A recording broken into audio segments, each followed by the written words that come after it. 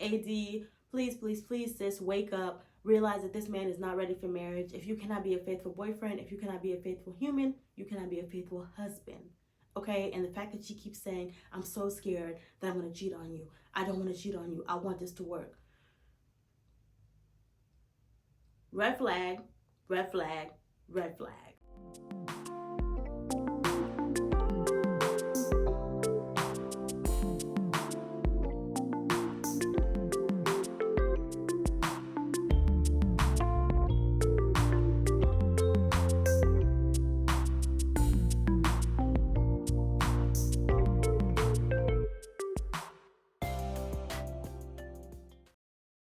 What's up, everybody, and welcome back to the Jeune podcast channel, where we normally talk about motherhood, pregnancy, postpartum, tips and tricks, and all of those good things. But today we are back with another trash reality TV review, Love is Blind, Season 6, Episodes 7 through 9. Now, I mentioned in my last video that I'm not going to be doing recaps of the episodes. There are channels that I personally love, and I'm going to suggest to you guys. They do amazing recaps of the episodes scene by scene, and they provide their commentary throughout, and it's absolutely amazing to watch and see. But for me on this channel, what I like to do is kind of summarize things a little bit, because I don't take that best of notes when I'm watching, because I'm usually arguing with the TV, putting my commentary while I'm watching. Like, it's a whole mess. So what I like to do here is just give a summary and overview of what's going on. And for this episode specifically, I'm going to be going by couple. So let's get started. I want to start off by saying that these couples are either lying to themselves, lying to one another, or lying to the world. Like, every single couple has its little thing that they're being kind of in delusion about. So let's just jump into it. So the first couple that I'm going to talk about is Laura and Jeri, and that's how I'm going to say his name, because he misspelled it. So I'm going to call him Jeri, because why is it spelled like that? Anyways, this couple just gives me like this feeling. Honestly, they're boring to watch, with the exception of one scene. I will talk about that. But overall, in the grand scheme of things, in episodes 7, 8, and 9, they weren't that exciting. There was a little bit of drama with them, but overall, I just feel like I honestly don't know that much about this couple. When I was watching everybody in the pods, from what I remember, Jeri was connecting with Sarah Ann, and even talking about taking her to his dad's gravesite so that they could bond over that. So that was very intimate, very special, very, I would say very proposal material. He was talking about that with Sarah Ann. I must have gone to the bathroom or something, because when I came back, Jeri was with Laura. I don't know how that happened. So I'm not too sure about this couple. They're on our screens, so I guess we have to talk about them. But overall, I don't know that much about them. All I know from watching these last 3 episodes is that Laura is a bit superficial. She's like hung up on certain things that just don't matter. And her sister and her mom are trying to tell her, like, girl, it's okay. Sometimes people just have different personality traits. Sometimes they just like different things, like wearing Hawaiian shirts. It's not that big of a deal in the grand scheme of things, but she's kind of caught up on that. And Jeri, I don't think he could be any less bothered, because he went out and he checked for Sarah Ann. That's what he did. And that's the scene we're going to talk about with this couple, because really it's the only significant scene that I kind of remembered from them watching these last 3 episodes. So basically what happened was Jeri went out, and he was out until 5 a.m. And he came home, and Laura's like, where were you? Where have you been? And he's like, oh, da-da-da-da-da. I went, and she's like, the club's closed at 2. And the only thing open after 2 is legs. So whose were you in? And Jeri tried to kind of curtail around the story and kind of fluff it up, like, oh, I was on my way to whatever, and then I got a text or a call from someone else, and they were like, oh, Sarah Ann's gonna be there. And I almost turned around, but I decided, let me just go and check. Excuse me? So Jeri decides that he's gonna go to this place called Lost and Found, and he found Sarah Ann there. And apparently she was standoffish, or she looked like she had a chip on her shoulder, so he felt like he needed to talk to her and clear the air. Okay, but does that need to happen from 2 to 5 a.m.? Does it take 3 hours to clear the air with somebody that you're not engaged to, while your fiance, the one that you are engaged to, is back home waiting for you? I don't get it. I really don't understand. So what I have concluded is that Jeri was 100% cheating on Laura. Laura clocked it. She's not here for the shit. And she's calling him out for it. Like, she is 100% going into detective mode. She's 100% going into confrontation mode. And she is doing it so masterfully because she's only revealing the irrelevant information at the time of the, like, how do I explain this? She's only talking about what's relevant at the time for what you guys are talking about. And then she's gradually letting you know, no, you were not at the parking lot of Lost and Found. Actually, you were not even in South End. Actually, you were, like, she's gradually building this thing up to where Jeremy is cornered. He has nowhere to go, and he basically understands that he's been caught. And that's why he has to sit there and look like an idiot, because Laura already knows, like, you shared your location with her, you idiot, and then you decided to go and do whatever. So honestly, that was the only memorable scene for these two that I enjoyed watching. He stayed quiet because he knew that he had gotten caught and there was no way out of it. And she said what she had to say, and then she walked out and was like, I'm done. So honestly, I hope she cuts her losses, because there's no need to proceed with a relationship like this. What are you going to do? You already have all the information that you need to know. He still has feelings for Sarah Ann. Sarah Ann is not... Sarah Ann is not respecting your relationship boundaries. He's not respecting your relationship boundaries. So really, there's not much else to discuss here. And I think she should just cut her losses and move forward, because Jeri is not it for her at all. The next couple that I'm going to talk about is Johnny and Amy. They also are kind of that boring couple. Things are going pretty well for them. But like I mentioned in the beginning, people are lying to either themselves, their partner, or to the world. And I feel like Amy is lying to Johnny at this point. She is planting a seed that will then eventually be the reason that she chooses not to marry this man. Now, I will eat my words. If they end up getting married, I'll admit I was wrong. But from what I'm seeing right now, Amy is kind of preparing herself to say no to Johnny, because she's starting to get into this whole, like, oh, if my dad doesn't give his blessing, then I can't marry you. My family's decisions and my family's opinions are really important to me. If you knew that, Amy, why did you come on this show? If you knew that was super important, why didn't you mention that in the pause? I hate when people get out into the real world after meeting their partner and then start to put all these barriers up for why they might not actually end up marrying them. If you propose to me, or if I accept your proposal, there's an assumption that we're gonna get married. Like, barring like an atomic bomb going off, we're good. You know, like, of course you have to meet and you have to get comfortable with each other, all these things. But if there are things that are definite roadblocks to you getting married, doesn't matter if it's me or if somebody else. Like, if Amy got engaged to somebody else, if the truth is that her father would have an issue no matter who it was, then that should have been brought up in the pods. I feel like she saw him in person. He's not typically who she goes for. So she's giving herself like this out, this back door that she can always escape out of if things end up going wrong, or she ends up deciding that she doesn't want to go through with this. So that's really annoying me about her. But I will say, other than that, I think they're a cute couple. I really hope that they do make it, because Johnny seems to be enamored with her. She definitely needs to stop this BS about, I usually go for ethnic men. Just, girl, embrace the situation that you're in. Love it for what it is. Understand that, you know, things are going to be different. They may not turn out how you always thought that they would, but sometimes those are the best love stories. And seeing Johnny and his family, like, his sisters were so cute. They really embraced her. The whole dinner, honestly, that was a vibe. It was given they have known each other for a long time. Honestly, I really enjoyed that dinner. Like, watching them interact with Johnny's siblings. It was so wholesome, and they seem to be so on board and really embracing Amy for who she is. So I need Amy to take this narrative of, if my dad doesn't agree, I'm not going to do it. If you knew that before, you should have mentioned it before. Now, we're getting married, girl. We are getting married. Moving on. The next couple that I want to talk about, let's do Kenneth and Britney, just because we're on this warpath of couples that are not going to make it.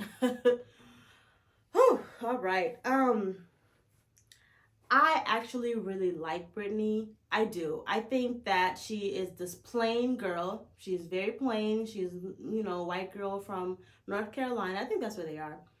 But thus far, she's not shown us any red flags. She hasn't shown us any reason to be upset, any reason to not like her, any reason to doubt her. I think she's here for the right reasons, to find a husband, to be married, and to take the experiment very seriously. Now, that's what Kenneth showed her in the pod, and that's why she accepted his proposal and they have met up. For whatever reason, it could be speculated, okay?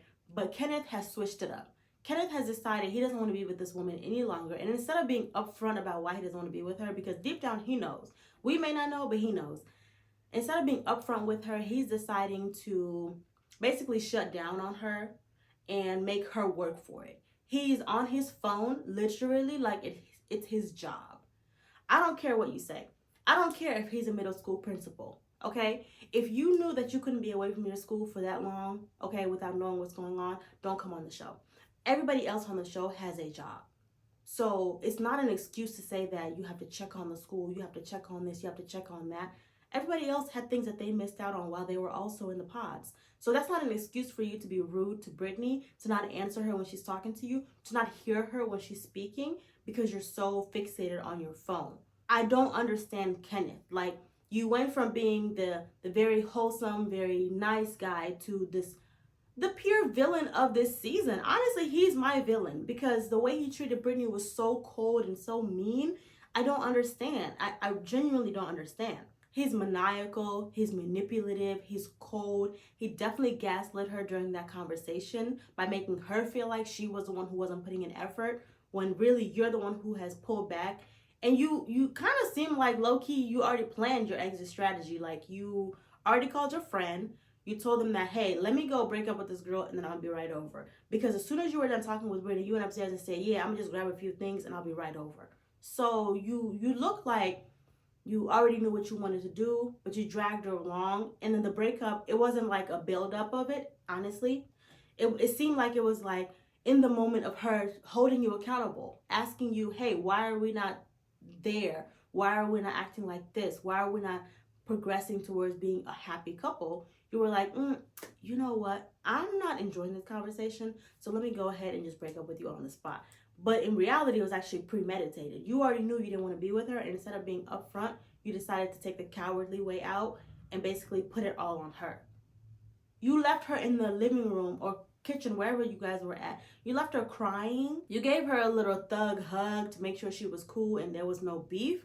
And then you walked out while she was crying. And this is somebody you supposedly love less than 24 hours ago. So I'm not understanding what's happening, Kenneth. I need you to use your words. I need you to be accountable to yourself, to Britney, and to us, the viewers, because what you did in that, like in these last couple episodes, is completely unacceptable. The way you treated Britney was so mean, so cold, so brutal for no reason. She didn't do anything to you. So honestly, she let you know in the pods, and she found out you were black, I am white. Now that is something I will say for Britney. Girls, stop saying identify as.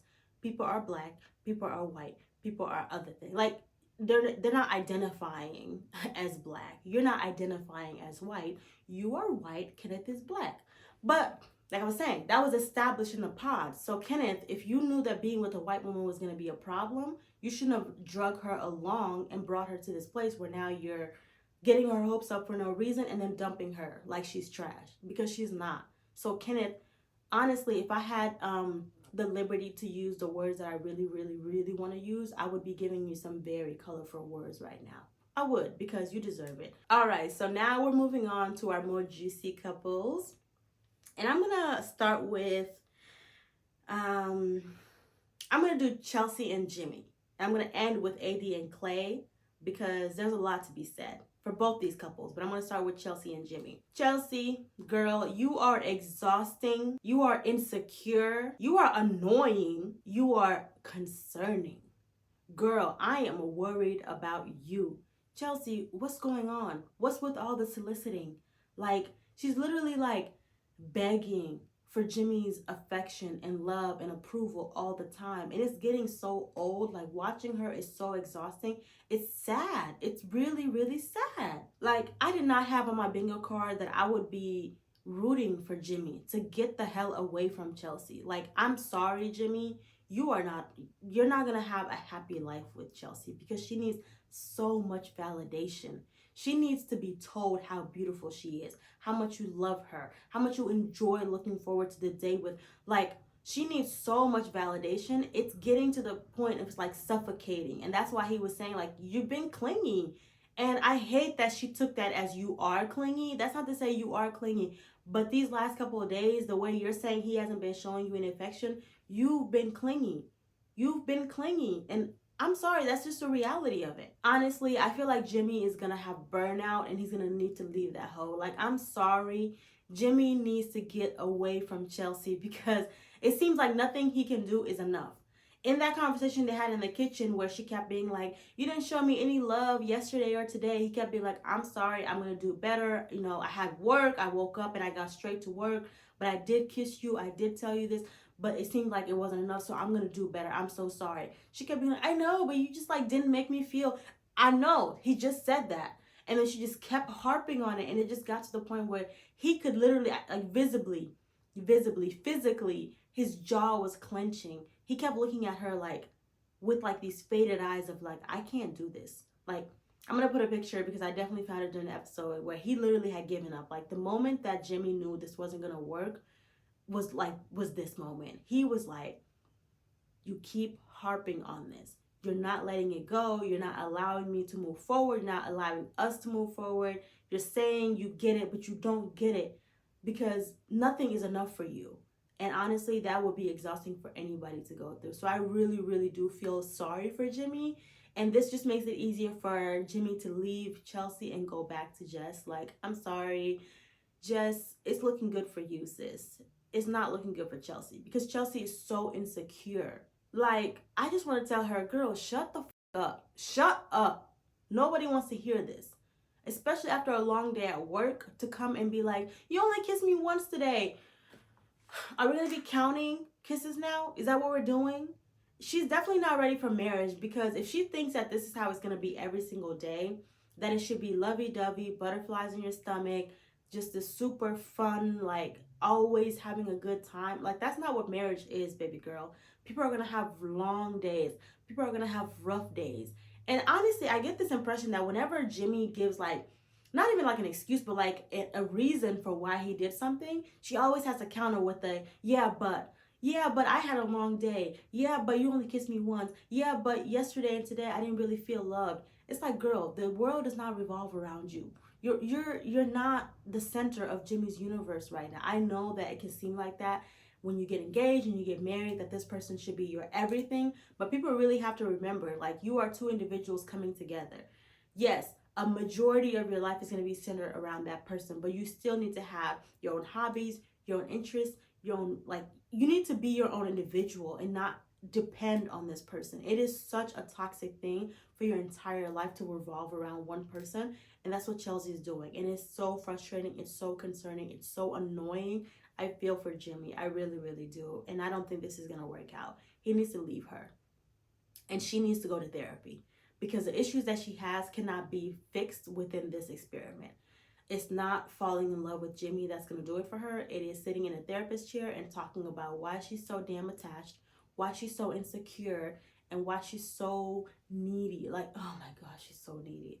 I have to get off the Chelsea and Jimmy soapbox. Otherwise, it's going to turn into something else. Because when I was watching it, I was just so frustrated for Jimmy. Like, imagine you're trying to explain to someone, like, hey, I'm sorry. I know I didn't rise to the occasion. I will do better. And they just don't get it. They just keep harping on what you did wrong, even though you've already acknowledged it wrong. But like, come on, she was annoying.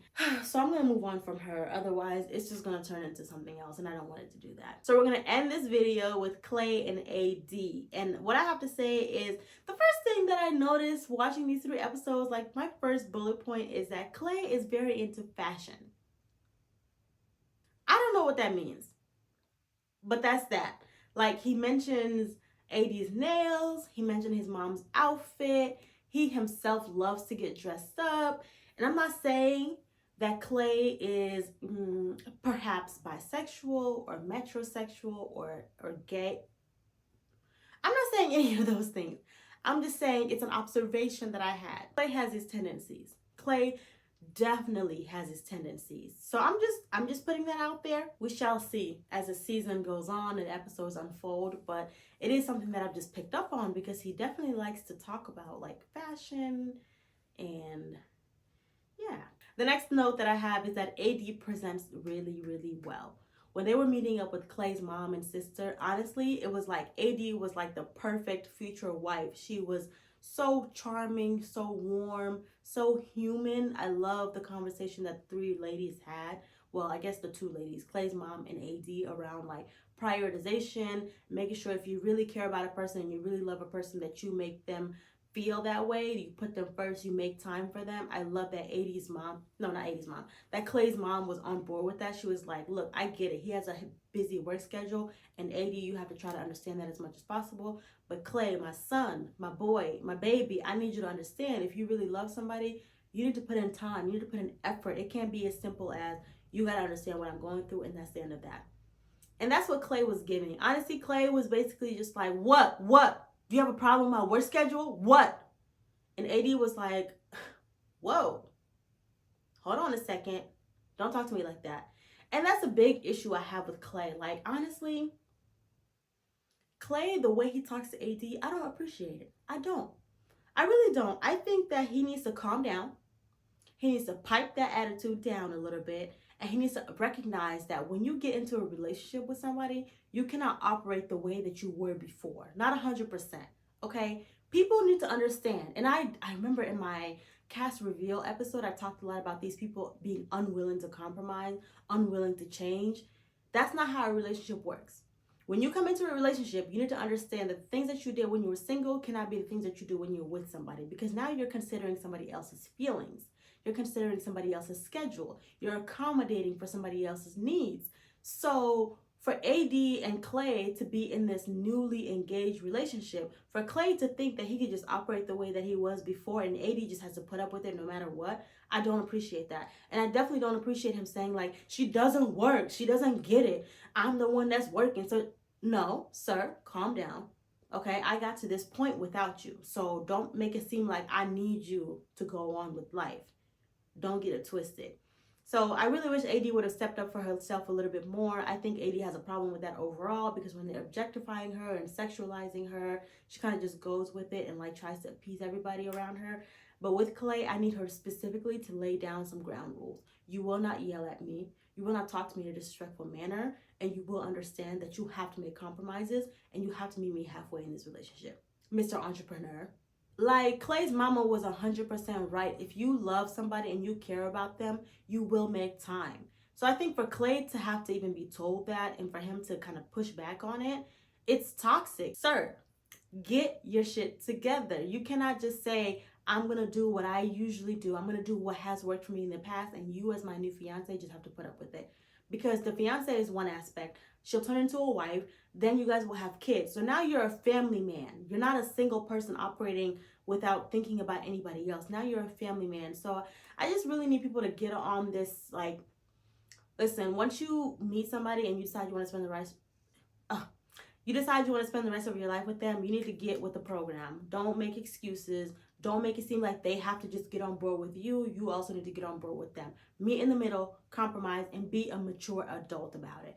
Don't be a little baby and expect people to bend over backwards for you all the time. And the last thing that I want to talk about, I was going to make a separate video about it, but I decided to just lump it in here because honestly, a separate video would have been a short video and, I don't want to do that to you guys. But the thing that I want to talk about with Clay and AD is that honestly, they're giving me Chris and Paige from Married at First Sight, the Atlanta season. I think it was season 12. I could be wrong. But Chris and Paige, if you are a watcher of Married at First Sight, you know exactly who I'm talking about. Chris is Clay and AD is Paige. Because honestly, I'm going to go on a little rant here. I think I'm done with my notes. I'm just going to go on a rant right now.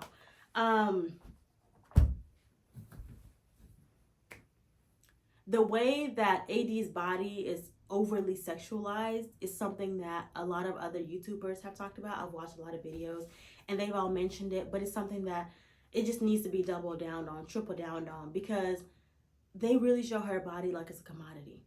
They show her body like it's nothing. Okay, when they were on the couch, her and Clay, and she was like, oh, I can see myself laying here. The way that they turned the camera angle to show her butt, they like zoomed down on her body. Like, stop, stop, stop, stop. She is not just her body, and her body is not her whole identity. There's a whole person behind that, and she's so sweet. I really do like AD, but I feel like she lacks some self-confidence, some self-esteem to be able to stand up to people and say like, hey, don't treat me this way, don't talk to me that way, I'm not going to stand for this. And honestly, that's one part of the equation. The other part is your actions. So what you say matters, but how you react also matters. If you put up with things, even if your words are saying, I'm not going to put up with it, I'm not going to put up with it, but your actions are showing that you will put up with it, that's how people will treat you. And that's exactly what happened with Paige back on Married at First Sight. She literally kept saying like, Chris this, Chris that, but every bullshit Chris threw her way, she took. She literally took. And there's so many similarities between that couple and this couple. So the use of the Bible is one example that I picked up on Married at First Sight with Chris and Clay, no, with Chris and Paige, they used the Bible. Paige kept talking about God. God is who put me here. God is trying to teach me a lesson. God is trying to get me through this. And, you know, they even had a Bible study date. So I feel like there's a lot of similarities there with like this season, Love is Blind, Clay bringing in a Bible, reading a Bible verse to AD and using that as a reason why she needs to be with him and stay with him and stick it out with him. No, unacceptable. The other similarity is like, I don't know if you guys peeped it, but Clay was saying to AD, my dad might hit on you. My dad might think you fine. My dad might da-da-da-da-da-da. But back on Married at First Sight with Chris and Paige, Chris's dad also low-key hit on Paige. He was like, you did good, son. Hey, you did good. That's weird. Okay, so that's another similarity. And then the final similarity is this like Chris being a work in progress, Clay being a work in progress, and Paige and AD needing to just stick it out with them. That is so draining. It is not their job. That's not what they're here for. And they completely miss out on the whole concept of the experiment and what they could be getting from it because they're so busy catering to these men. They're catering to Chris and they're catering to Clay, and they have their own needs that need to be fulfilled. But no, instead what we do is we focus on their big booties. We focus on their nice bodies. We focus on their accommodating spirits to the point where they themselves get lost in the mix of it all. Like Paige was just so mistreated in that season by Chris, and everything was just like used as a cop out. Like, oh, religion, I have a past, you need to understand me, you need to deal with my bullshit, I'm an entrepreneur, I'm up and coming, I'm this and this and that. All those things sound very similar to what AD is dealing with when it comes to Clay. Clay is telling her, I'm an entrepreneur, you need to understand my hours. God, he said we need to work through it and we need to stick it out. Oh, me, I need you to understand I have certain needs. I'm a man, I have wants. I need you to be stacked. I need you to have lips. I need you to have a nice body. Like, these are all ringing a bell for me. And I don't know if other viewers are seeing it the same way. And maybe now I am getting to that point where it could have been a separate video because I'm kind of derailing. But you get what I'm saying. Like, there's something fundamentally wrong in this relationship. So I'm going to go ahead and just cap it off at that and say I hope we're not getting another Chris and Paige situation. AD, please, sis, wake up. Realize that this man is not ready for marriage. If you cannot be a faithful boyfriend, if you cannot be a faithful human, you cannot be a faithful husband. Okay? And the fact that she keeps saying, I'm so scared that I'm going to cheat on you. I don't want to cheat on you. I want this to work. Red flag, red flag, red flag. So AD, please, my good sis, please go ahead and exit stage left. You deserve better. You don't have to put up with this at all. Whew! I had to take a minute to do some deep breaths because I was getting worked up over there. But that is all I have for this episode. I hope you guys enjoyed the review that I had for you guys. Like I mentioned, there are other pages that do recaps if you want to do like a scene by scene of exactly what happened. I know some people, they don't have a Netflix subscription or they just don't want to bother sitting through this BS. So they like to just watch recaps and understand what happened. I don't do recaps, unfortunately. I will link pages that do recaps that I would recommend to you guys. So check those pages out. Make sure if you enjoyed this video that you like, comment, and subscribe. And I will see you in the next batch of episodes, which are coming out on the 28th. So a week from now, we will get another set of episodes. I think 2 episodes on the 28th. And then we get like the finale, or I don't know if it's a reunion on like a week after that. So there are some new episodes coming out. I will be putting out more videos, giving my thoughts and opinions on the couples and their progressions. Hopefully the couples that need to cut it loose. Who is driving through my street like that? Hopefully the couples that need to cut it loose will cut it loose sooner rather than later. Hopefully the couples that need to figure out some kinks so they can make it work will do so. I am a fan of love. I love love. I wish that all of these couples would work out. But the reality is they come on here, they tell false narratives, and they lie to themselves, they lie to us, or they lie to the world, or they do all of the above. And we just have to put up with it. So like I mentioned, I will end the episode there. Thank you for watching. Like, comment, subscribe, and I will see you in the next video.